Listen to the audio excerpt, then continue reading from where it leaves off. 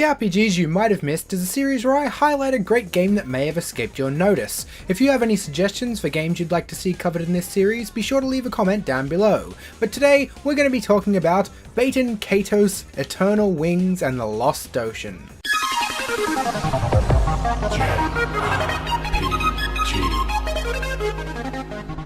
This GameCube exclusive is so good for so many reasons, but it doesn't come without its flaws. Said flaws are probably part of the reason this game didn't get a whole lot of attention back in the day, though it did get enough to spawn a prequel which I absolutely hated for ruining the excellent combat system. Baten Kaitos is perhaps remembered most for its hilariously bad voice acting. At the time, this was one of the game's biggest complaints. Reviewers especially hated the voice acting, and it is bad, but going back and playing it now gives you a different outlook. Now it's just funny to me, almost enjoyable because you sit there in disbelief at times. Having said that though, it isn't all bad. There are actually a few decent performances, and I think that it was always a little blown out of proportion.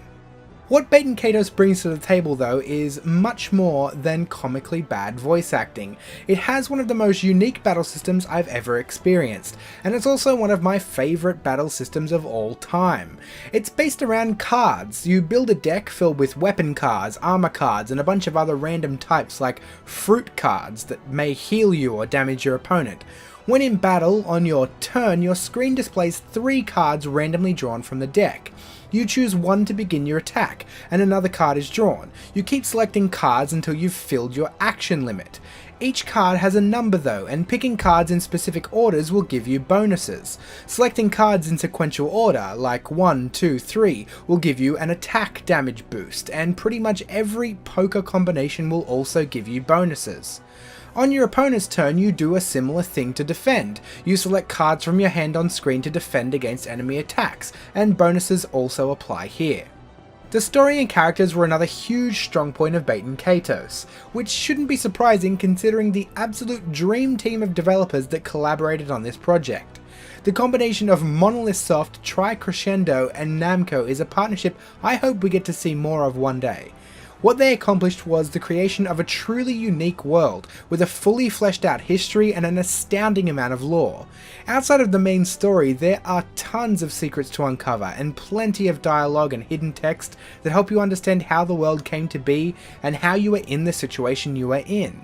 The characters are mostly fantastic too, even the villains. Everybody seems to have their own motivations and their own reasons for doing what they're doing. It's very much like Tales of Berseria in that regard, which is definitely a good thing. One last thing to mention is how good the soundtrack is. My god, the soundtrack!